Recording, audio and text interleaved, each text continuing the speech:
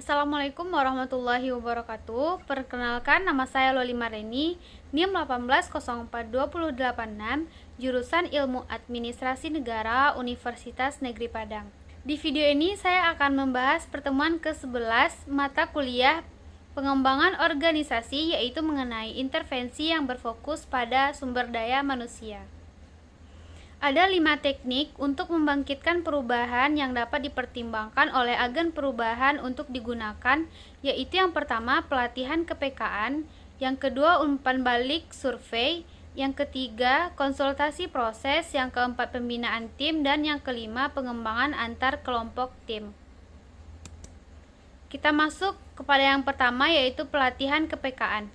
Latihan kepekaan ini merupakan metode awal dari perubahan perilaku melalui interaksi kelompok yang tak terstruktur, di mana setiap anggota dalam kelompok diajak berkumpul bersama dalam suasana yang bebas dan terbuka, di mana setiap partisipan mendiskusikan diri mereka sendiri dan proses interaksi mereka.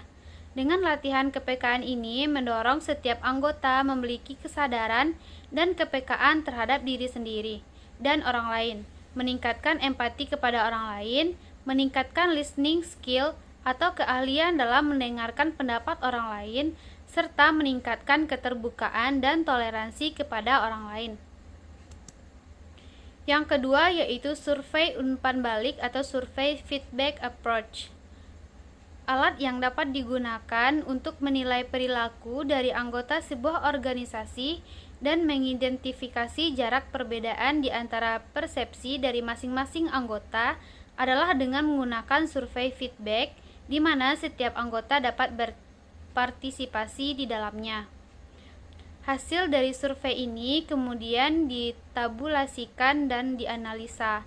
Pendekatan ini kemudian dapat memberikan informasi yang bermanfaat mengenai perilaku karyawan untuk pengambilan keputusan. Namun, bagaimanapun kita mengetahui bahwa setiap individu dipengaruhi oleh banyak faktor ketika mereka merespon survei tersebut. Hal inilah yang harus dimonitor oleh manajemen. Yang selanjutnya yaitu konsultasi proses.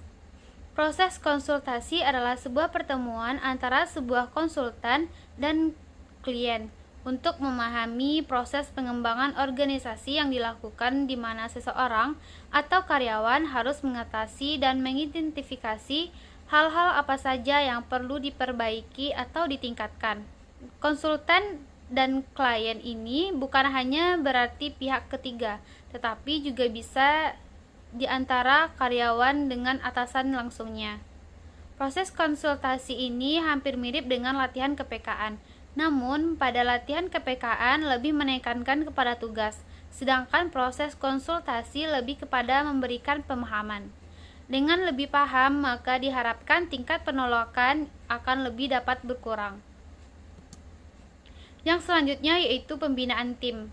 Setiap organisasi pada dasarnya sangat mengandalkan pada sekumpulan orang untuk dapat menyelesaikan tugas secara berkelompok.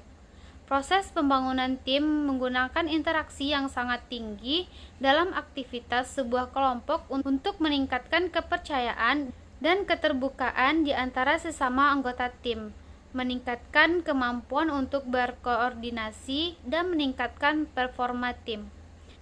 Jadi, proses membangun tim ini dilakukan dengan meningkatkan interaksi di antara sesama kelompoknya.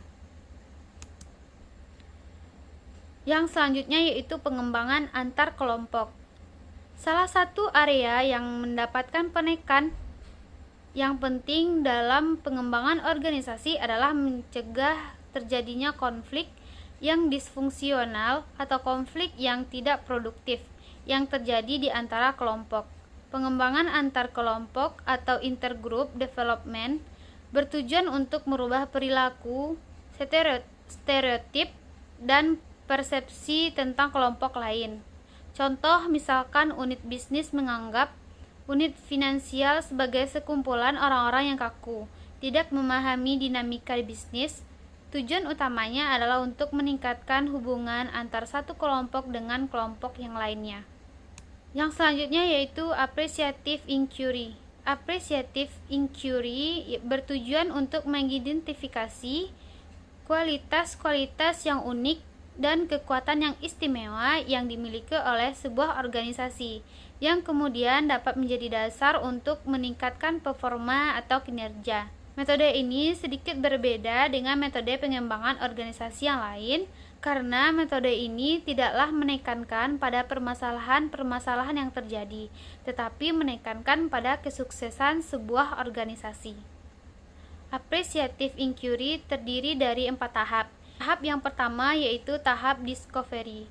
Di tahap ini terjadi pengidentifikasian apa yang karyawan pikirkan tentang kekuatan yang dimiliki oleh organisasi.